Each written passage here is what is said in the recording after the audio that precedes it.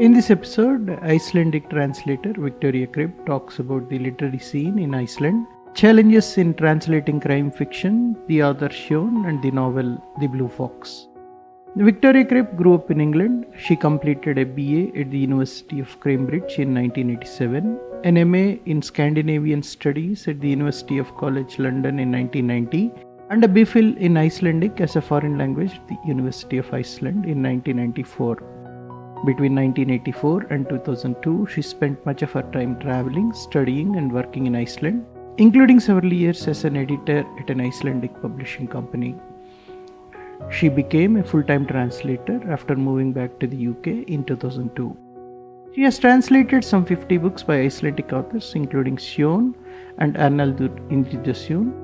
Her English translations of Icelandic crime novels have been nominated for numerous prizes in the UK, winning the 2015 Petrona Prize and the 2021 Crime Writers Association John Creasey Dagger, while her translations of Sjón's novels have been longlisted 3 times for the US Best Translated Book Award Fiction and twice for the PEN America Translation Prize.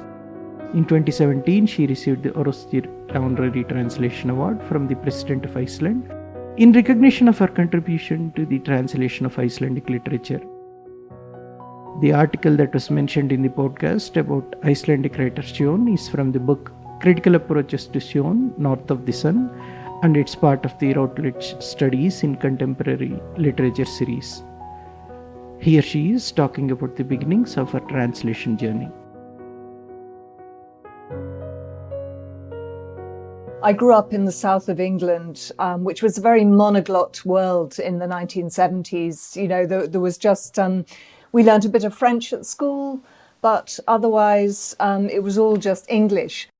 I'd come across foreign languages in Wales. We went on holiday to Wales and the Welsh language was spoken there. I became fascinated by this when I was a child, just because this strange language that nobody talked about in England, associated with mountains and this old culture.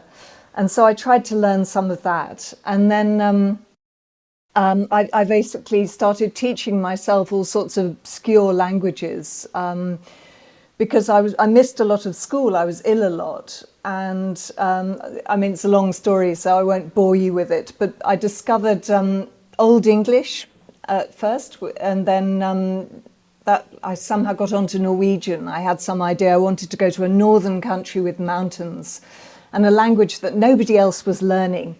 So I was probably 14, missing a lot of school, started teaching myself Norwegian instead of doing my French homework. And then when I was 17, we went to Norway and nobody would talk to me. So there I was trying out my Norwegian. I'd learnt the wrong language for that part of Norway because Norway has 2 basic languages. And so I was very disappointed. It rained all the time, you know, and I devoted 2 years of my life to learning this. So after this, I thought, well, next year I'll go to Iceland. That's an interesting country. It's another next door neighbour to Britain. And I'll learn Icelandic, I thought optimistically. Before the internet, it was very hard to get materials to learn languages. I mean, there were no newspapers, you couldn't hear the radio, no television, you couldn't buy Icelandic books. All there was a teach yourself book and a very old linguaphone course from 1953. So I started learning Icelandic from this, and it was really this ridiculously old-fashioned version of the language. And then Julie went there on holiday, having gone through the entire course, and was speaking like somebody from 1953, including using a completely obsolete word for you. And, you know, I thought there's no point my learning the kind of intimate word for you that you use with friends and family, because I won't get to know anyone that well, so I'll just learn the polite form. And for a week, the Icelanders let me use this before somebody said to me, nobody says that anymore, not even to the president, you know. So they've been quietly laughing at me, but they were really friendly and enthusiastic, unlike the Norwegians. I travelled around for a month. I was at 19, and Iceland was like nowhere else I'd been before. It was this empty country, this great black desert with ice caps and a thin population around the edge, most people living in Reykjavik, the capital. Very few tourists, no tarmac roads. And so I'd be sitting on a bus, for 10 hours on a dirt track going across these deserts, And then I'd get to talk to some friendly farmer or something who'd let me try out my Icelandic. And I started hitchhiking so I could talk to the locals. And I became, after this, completely obsessed with Icelandic. And, before that, I thought I could learn a different language every year from all these tempting teach-yourself books. But for the last 40 years, I've been stuck on Icelandic. So, it became my lifelong passion, my obsession. The northernness, the sense this was like one of the ancestors of English, that when you drove from the south of England to the north of England, you could see the place names changing to the old Norse names from the Viking settlements. And so Icelandic felt like a sort of ancestor of the tongue I spoke, English.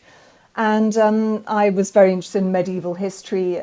I then went to study Old Icelandic and Old English at Cambridge. And so that was very easy for me because I knew modern Icelandic. So it was a doddle to read the old sagas and the medieval sagas.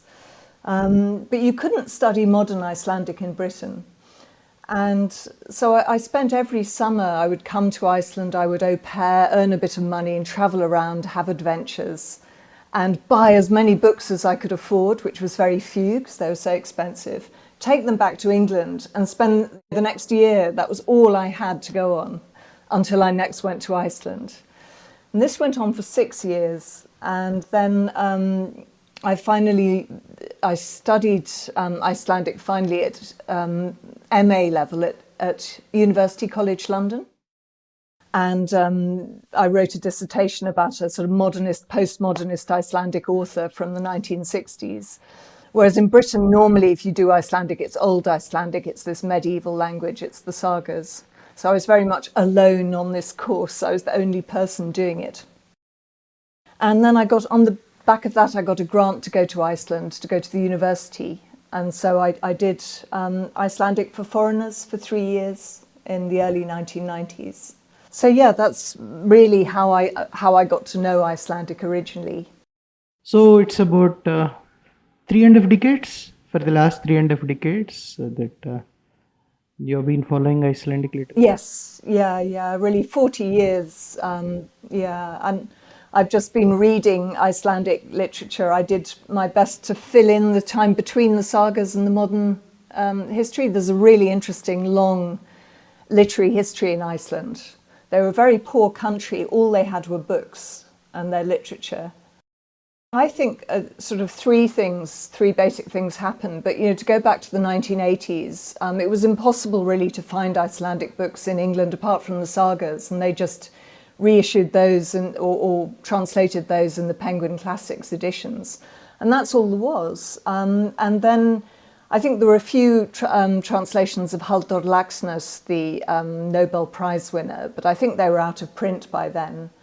And for a long time, the question was, how do you get, because Iceland had a very buzzing literary scene in the country, how do you get these books translated? Because nobody in the English-speaking world was interested in the Nordic countries at that time. People used to say to me, why are you wasting your time with Icelandic? Why would anyone want to go to Iceland, When are you going to do something proper with your life?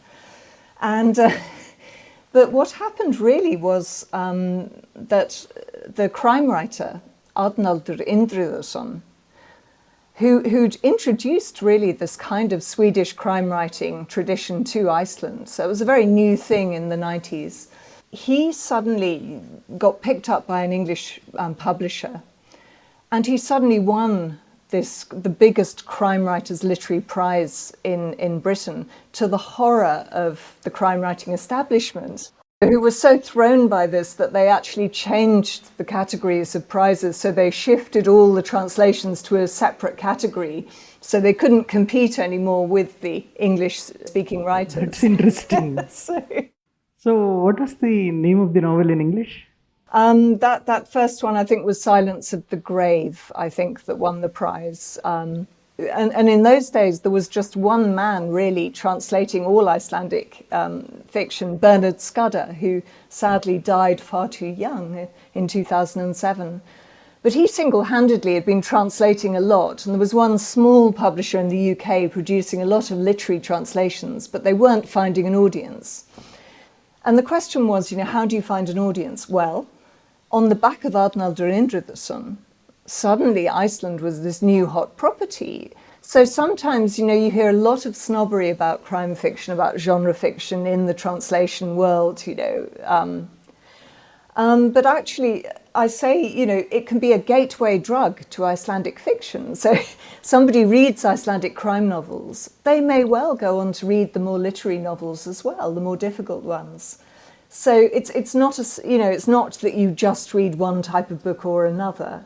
I heard one of England's most famous contemporary playwrights talking about, what are you reading at the moment? And he named two of the crime writers that I translate, Ragnar Jónasson and Yrsa Sigurðardóttir. So he wasn't reading some highbrow literature, he was reading Icelandic crime fiction. So, literature's a big microsystem, there's room for all kinds of genres out there. Anyway, so that's one important factor that helped Iceland. The second one is tourism. When I first went to Iceland, there were virtually no tourists, maybe for 2 months in the summer. When I left in 2002, after working there in publishing for several years, they just got up to 100,000 tourists a year. Okay. In the time since then, it's now 2.2 million tourists a year. So you go figure. So when I used to say to people in the 80s, I'd been to Iceland this summer, and they'd say, oh, where's that? I'd sort of go, well, it's next door to Britain. You just go a few hundred miles north and west, and there it is. It's our next door neighbour. But people hadn't heard of it. Now I say to them, Iceland, they say, oh, yes, we went there on holiday this summer. So, of course, now they know the country and they become curious about the literature because it's a known thing. Okay, so that's the second factor. And then the third is one you mentioned, which is government incentives. And the Icelandic government is incredible that they really, the Icelandic state puts a huge amount of support into its cultural scene. So, why is the literary scene so strong in such a small country, which is like a small city in India, right? I think it's 350,000 people, a village. No, the suburb where I live, we have more population than the whole of Iceland. Right, exactly, exactly. So, why is it so strong? Well, because a very important facet of the Icelandic character is that Icelanders have this incredible, crazy optimism. And this is something we could all learn from because it's not a misplaced optimism. Icelanders just know that anything is possible. And so they don't let themselves be stopped by the kind of things that stop me. I always say I come from a can't-do culture and background. I'm a nobody, and no family connections, no nothing. I never thought I could do anything. Then I went to Iceland where everybody is a can-do person. Everything's possible. Það reddast, it'll sort itself out, they say. And this is a fantastic attitude. So you could say here is this tiny little peripheral country. But when you're in Iceland, it's actually the center of the world. Okay? And I think a lot of countries need to learn this. You are the center of the world, and you just have to convince other people of this. So basically, the Icelanders have this extraordinary artistic scene, this cultural scene. A lot of literary authors have these authors' salaries, which means that they're just paid a government grant to live on. And so, of course, every year they can spend their time writing difficult literary novels, following their artistic inspiration. You mean to say they're paid regular salaries, Yeah. like employees? Yes, so some people have lived on that for years. They can be very upset if they suddenly lose that salary, understandably. Whereas the crime writers, I think it's right to say they have to survive by their sales. So they have to be commercial. So there's a real sort of difference there. So what happens then so first of all, you've got all these writers because the Icelandic government supports them. Then what you've got is a very generous grant system. And I think the Netherlands has something similar, where the Icelandic government will give foreign publishers grants to help them, publish books. So if you want to publish them into Telugu, you can apply to the Icelandic Literature Association for a grant to help you cover the cost of the translation. I worked in publishing for a long time. I was an editor, so I have a lot of sympathy for editors. And I think sometimes when people come off translation courses at universities, they don't really understand the publishing industry, and they think that publishers are the enemy sometimes, or editors are the enemy, whereas actually the editor hopefully is your friend, So anyway, I have a lot of sympathy with publishers if they can't afford to publish translations, because often margins are tiny. So there you have these three incredibly important incentives. And then you have luck, really. Because I think English speakers sometimes think that you can only produce great literature if you come from a big country with millions of potential writers. But of course, that's not true. Any human being has the potential perhaps to be a great writer. You look at Shakespeare's London, it was a tiny place, and yet it produced the most extraordinary writers, all of them together, because they were giving each other something to play off against. And I think Iceland is like that. People encourage each other. So if a huge language like Telugu, with how many million speakers does it have? 165 million. Right. So there's no reason why Telugu can't also come to dominate the world scene the way, say, Japanese literature is at the moment. No, translating popular fiction, genre fiction, how different is it from translating the literary fiction? Well, I'd say that often, it's hard to set hard and fast rules for this, but often when you get a literary novel, there's an awful lot of emphasis on the quality of the sentences. That beautifully turned sentence that I think Michael Hoffman was talking about in your interview with him. And perhaps an experimental approach, something that's a bit different and fresh in a literary novel. Whereas with a genre novel, often what you want is, it's not so much the style. You want the style to be very accessible because it's often plot-driven. I remember reading what was supposed to be a thriller written by someone who was basically a poet. And it was beautifully written, but it wasn't at all thrilling. And it's actually, it is actually quite difficult to make a book scary or exciting. And you don't necessarily need to produce beautiful sentences, but you've got to have something that drives the plot on, that keeps someone reading. And so I think it's very easy to despise crime writers as churning out, a book a year and not being very original. But I couldn't do it. I have huge respect for these guys. And I've come more and more to translate crime. I started off doing literary fiction. But when the great Bernard Scudder, the great translator, died, he was halfway through an Arnaldur Indriðason novel. And I was asked to take over, which is a tall order, because what do you do when half a book is in somebody else's style? He was a generation older than me. So I thought, well, I'll try and match my style to his. But ultimately, I remember going through and I was reading each sentence in the Icelandic and thinking, how would I translate that? And then I'd look at how Bernard had done it. And I learnt so much from doing that.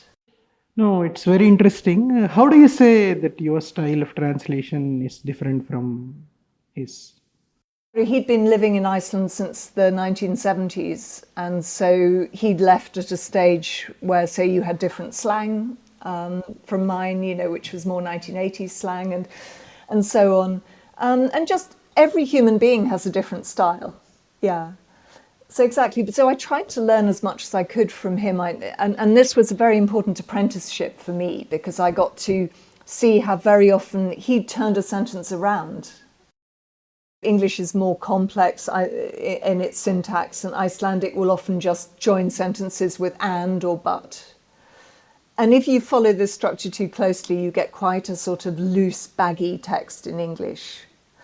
And so what I tried to learn from Bernard was how to tighten that up in English, how to turn sentences around, how to avoid repetition, because Icelandic is much more accepting of repetition. English hates repetition, so you're always dancing around this, what to do when an author has repeated a word 10 times on a page and you can only use it once.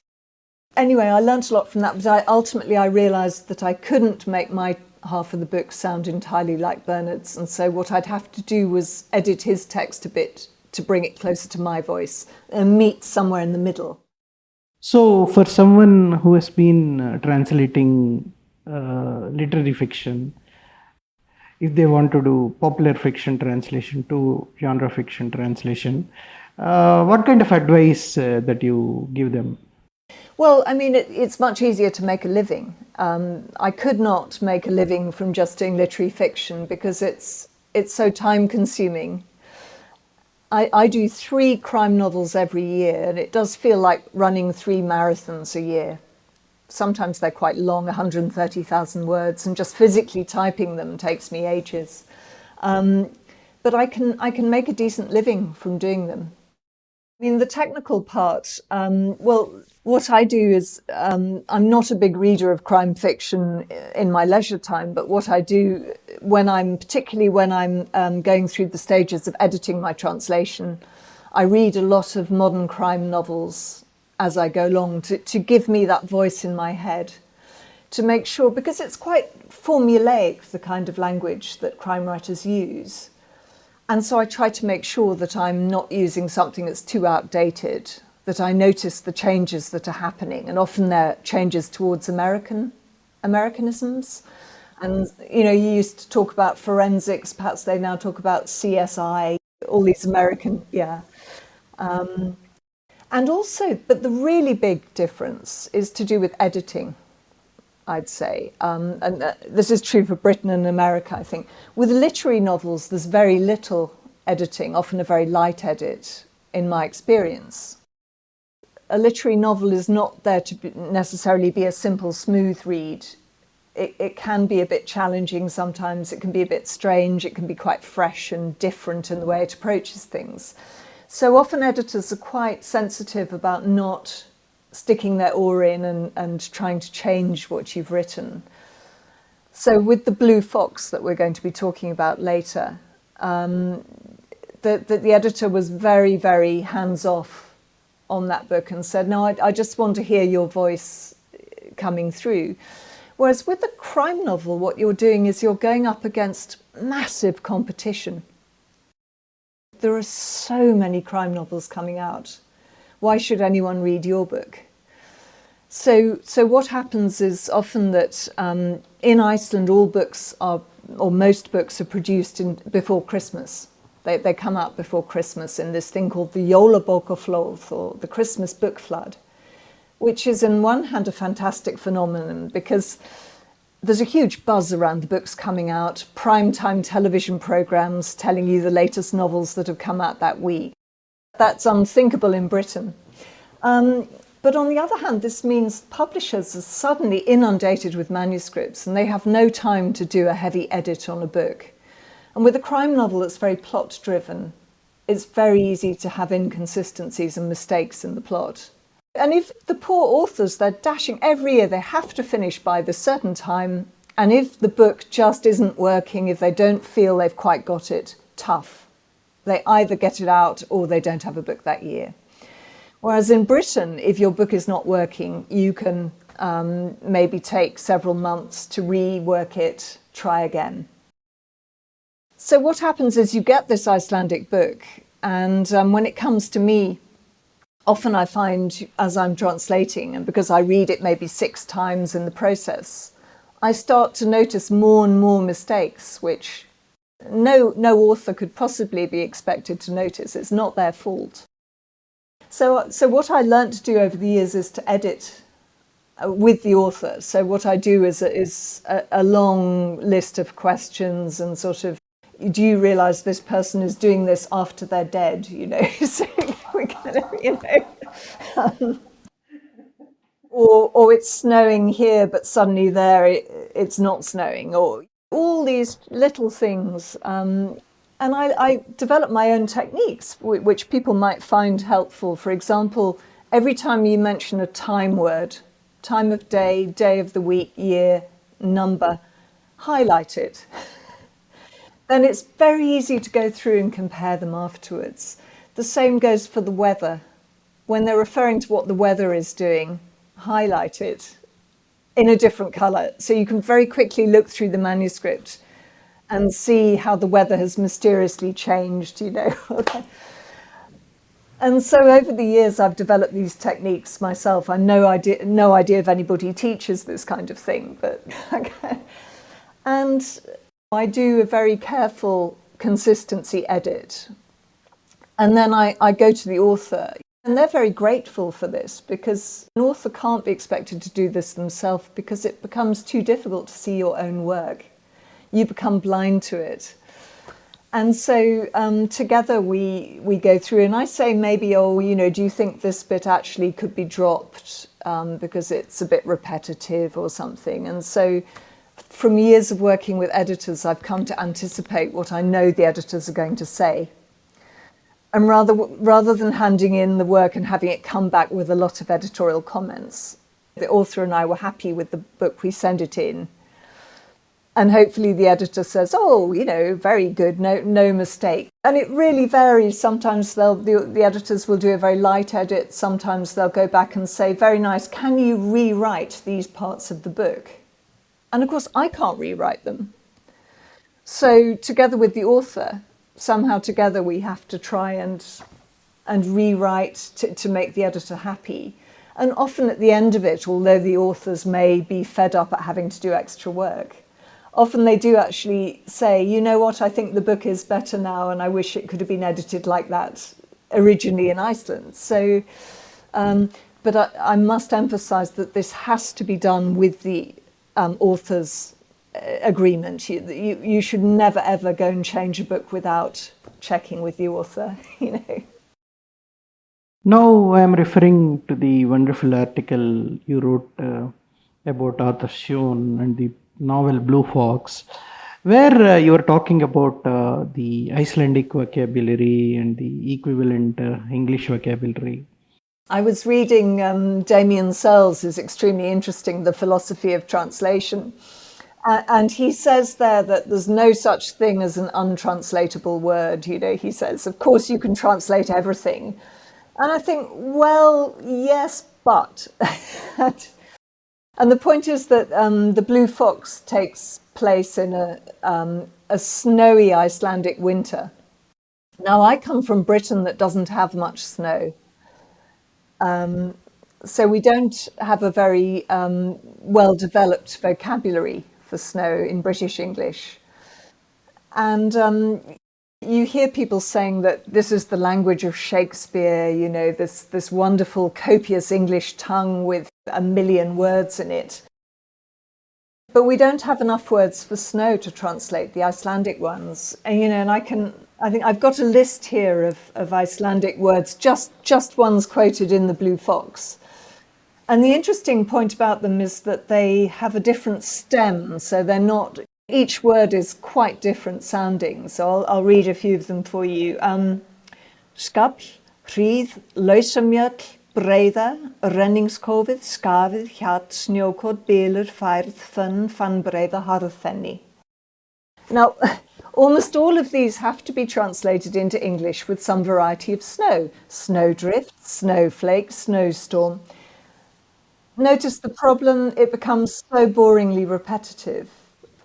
So I say to Mr. Searles that yes, you can translate them, but not very elegantly. And it's the same problem with words for wind, with words for fishing, with words for lava fields. Icelandic is just much richer than English in this area. So I'm always thinking, why does English not have enough words?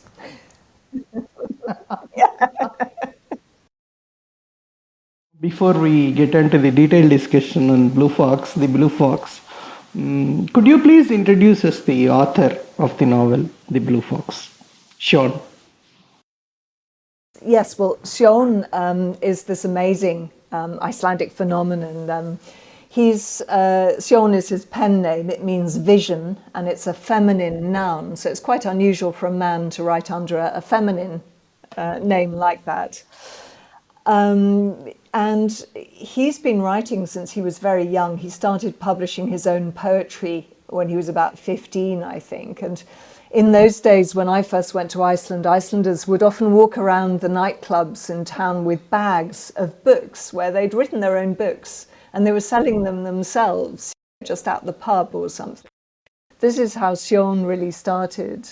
And then he was a surrealist poet. He was part of Iceland's punk movement. He was an artist in many different kinds of media. He used to perform as an air guitarist called Johnny Triumph with Icelandic sort of bands of the 80s. But then he's been a collaborator with the very famous Icelandic singer Björk. He's written lyrics for her, and he's been nominated for an Oscar for his lyrics written in English. So no pressure on me as his English translator. You can imagine. So anyway. You're really saying it? No pressure? If the author knows English. I know, you think, why doesn't he write them himself? But no, he chooses to write in Icelandic, because he's an Icelandic writer. And back in 2002, he was living in London for a while. I just moved back to England, didn't have a job, and was surviving as a translator, freelance translator, while I looked for a proper job. Here I am 20 years later, still a freelance translator, so that went well. Anyway, he said, "Oh, I've written a novel. Would you like to translate it?" And I thought this was going to be a surrealist, futuristic thing. And I remember trying to persuade him. Nobody in England wanted to read a novel like that. And amazingly, he persisted and said, "Oh, go on, have a read of it, see what you think." So I read this book and fell totally in love with it. It was this set in the 1940s, a wonderfully surreal book set in 1940s Germany, nothing to do with Iceland. And so I said, "Yes, please, can I translate it?" And I really felt different translating his work from anybody else I've worked with. I felt as if somebody was pulling me along, making me write in this voice I didn't know I had in English, quite an eccentric sort of voice. And this is just what I heard, and I had no choice about the matter. And this has only happened to me with Sjón, with no other author. So we've worked together for over 20 years now. But I think I translated 4 books by him before we found an English publisher in 2008. So this was just after really Arnaldur Indriðason had paved the way. And so The Blue Fox, he wrote saying that this was a book that was purely for Icelanders. This was not one which would travel, because it was far too Icelandic, And ironically, that became his breakthrough novel internationally. So it's wonderfully eccentric. I mean, shall I say something about? Yeah, of course. Yeah, please.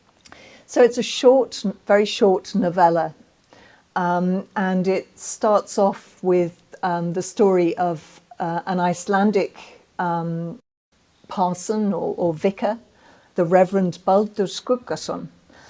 And he's on a fox hunt, hunting for an Arctic fox in the Icelandic wilderness in a snowy winter.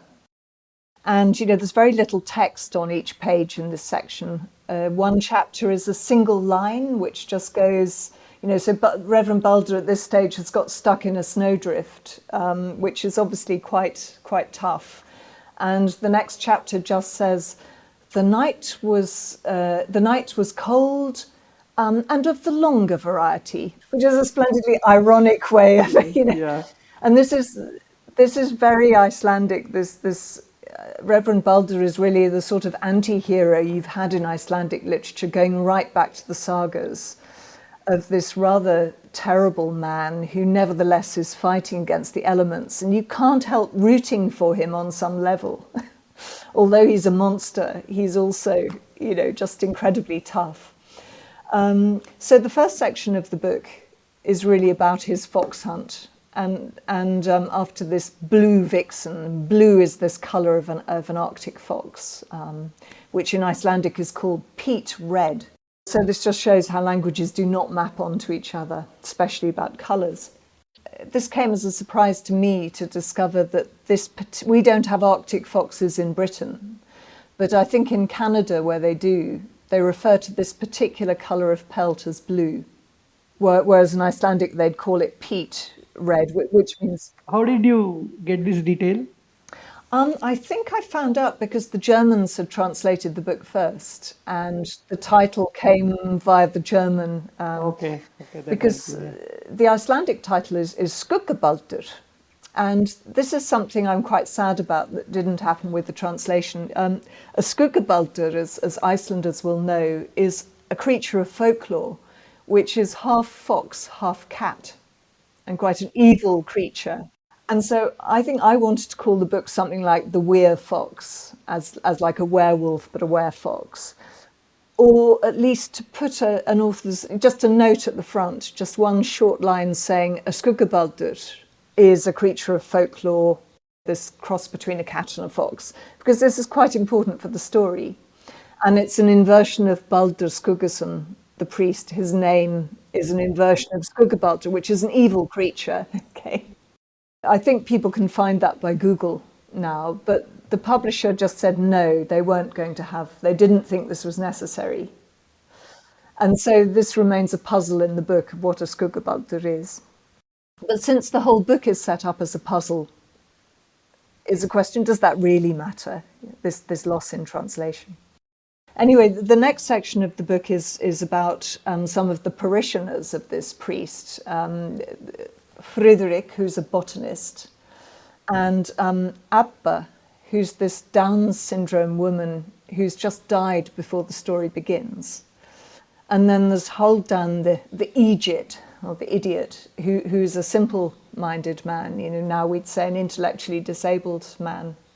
And really, the second section is quite different in the way it's set up, and it's the story of these people. And then we discover later on in the last two sections of the book how they relate to the Reverend Baldur and what the mystery of this Down syndrome woman, Abba, was. And it's a very short book, but it's actually very complex. And I've spent years talking to students about it, and each time I reread it, I spot something I hadn't spotted before. Again, I refer back to that article you wrote about translating the Blue Fox. You said shape of the narrative into 4 movements with markedly different styles was influenced by the shape of the song cycle. And you say that he writes lyrics too. I didn't spot this then because this was only the second book I'd done by Sjón. I didn't understand how his text worked, in that he mentions the classical composer Schubert twice in the book, and he mentions his Winterreise, which is this famous circle 19th century cycle of Lieder or songs in German. And since moving to Vienna, I have actually heard this song cycle, and I know that it does have quite different rhythms and moods in different parts of the cycle. And apparently Sjón, I read in an interview after I'd translated the book, unfortunately, I read that he had been listening to this when writing, and that this had helped him get into a different mood in each section of the book. And of course, nowadays, if I was translating a book and I knew he'd done that, I would listen to the music as I was writing. Because I always try to get into the author's mind, I try to redo their research, and I try to sort of get under the surface of the text to find out, how they made it, what were they thinking, what were they reading, what were their influences. But unfortunately with the Blue Fox, I didn't know until afterwards that this is what he'd done. So I can't tell you any more than that about how the book relates to the song cycle. And I read one of his interviews, Sjón's interview, I guess it is from the Paris Review interview. He says that my writing is very translator unfriendly. Right? That is the first part of the question. I need your comments on that. Yeah. And the other part is the difficulty, the problem with the author is he writes in Icelandic. He's a citizen of Iceland, and he knows his English too, right? Yes, yes. Tell us about your Yeah. collaboration. Yes. Well, no, Sjón is wonderful. His favourite thing to say in interviews is that he respects his translators so much that he wouldn't want to make life too easy for them. so, so if this means putting puns in and all sorts of word games, he'll do that without worrying about how we're going to cope with this. But he himself is very translator friendly. You I mean to would say his say. writing is not, and he is friendly. No, it is difficult to translate, definitely, but but it's made up for the fact that he himself is friendly. So Okay.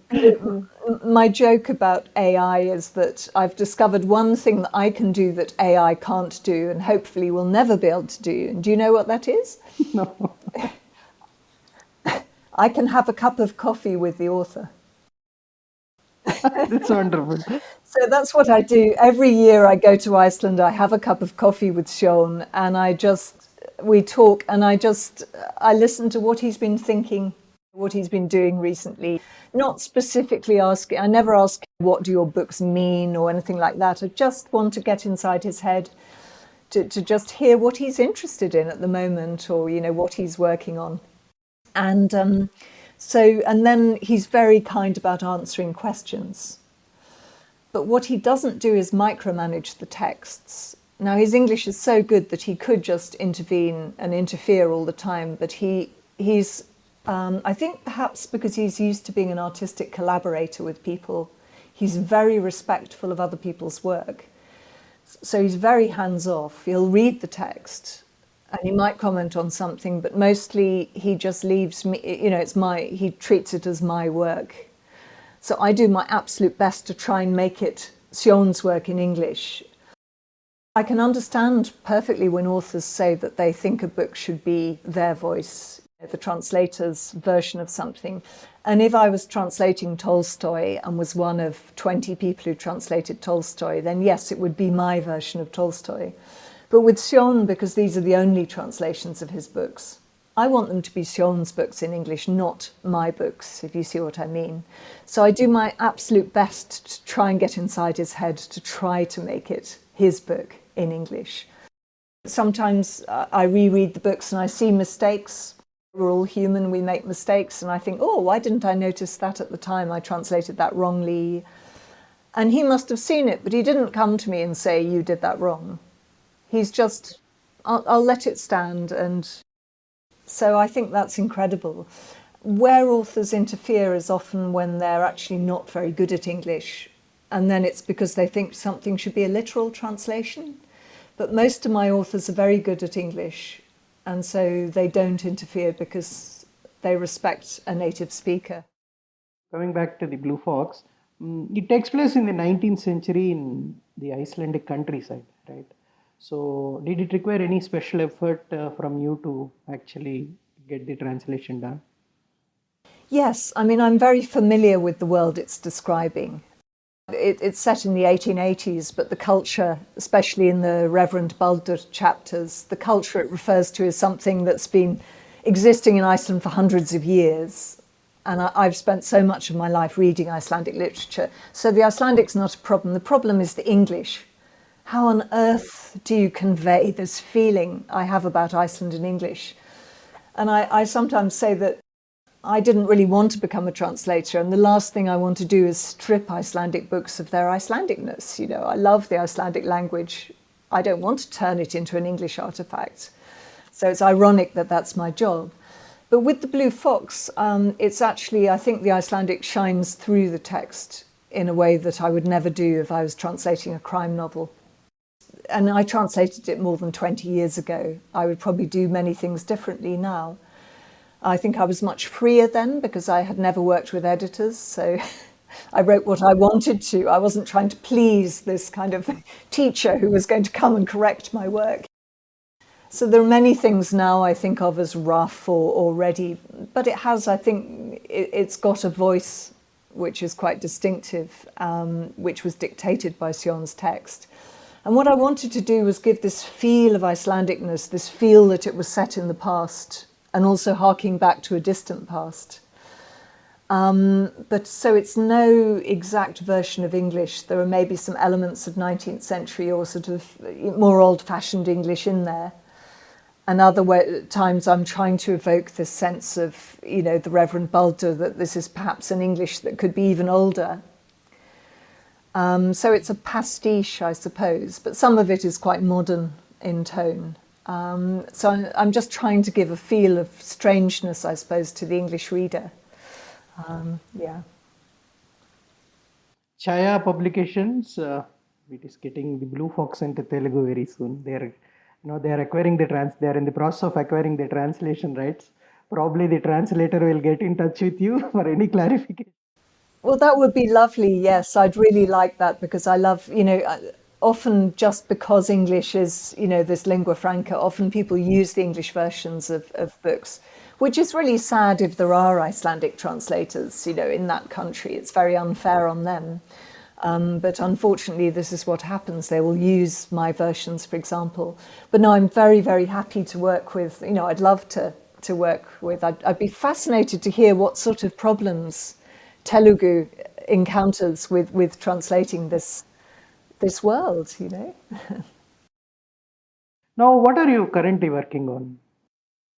I'm currently working on another crime novel by Yrsa Sigurðardóttir, who's a wonderful Icelandic woman crime writer who's been very successful. This is the 13th book I've done for her. Oh. And so this is, you know, more of the same for me. I work with her all the time. She's lovely to work with, very generous. She writes scary books. They're funny, they're scary, they can be quite, you know, grisly, but you know, fun to do. And hopefully there's a new Sjón novel possibly in the pipeline. So I'm very, very excited about that, because he's been writing Hollywood film scripts for a while. And so I'm hoping he's coming back to write more novels. So watch this space. Yeah. Now, could you please read a page from the Blue Fox in both Icelandic and in English? Yes, I thought I might as well just read the first page of the book. So here's the Icelandic. Mórauðar tóur svo undirlíkar steinum að furðu sætir. Þegar þær liggja við þá á vetrum vonlaust að greina þær frá sjálfu grjótinu. Já, mun snúnari en þessar hvítu sem alltaf skuggar í eða gulkar fyrir á hjarninu. Mórauð tóa liggur sem fastast við steinin sinn og lætur skaða yfir sig veður megin. Hún snýr rassinum í vindinn, hringar sig saman og stingur nefi undir lær. Lygnir aftur augum, svo rétt matar í augasteinin. I won't read the whole page in Icelandic because it's difficult for people to listen to a language they don't know for long. But here's the English, that first page. Okay. Blue foxes are so curiously like stones that it's a matter for wonder. When they lie beside them in winter, there's no hope of telling them apart from the rocks themselves. Indeed, they're far trickier than white foxes, which always cast a shadow or look yellow against the snow. A blue vixen lies tight against her stone, letting the snow drift over her on the windward side. She turns her rump to the weather, curls up, and pokes her snout under her thigh, lowering her eyelids till there's the merest hint of a pupil. And so she keeps an eye on the man who has not shifted since he took cover under the overhanging drift, here on the upper slopes of Ásheimar, some 18 hours ago. The snow has drifted and fallen over him until he resembles nothing so much as a hump of ruined wall. The creature must take care not to forget that the man is a hunter.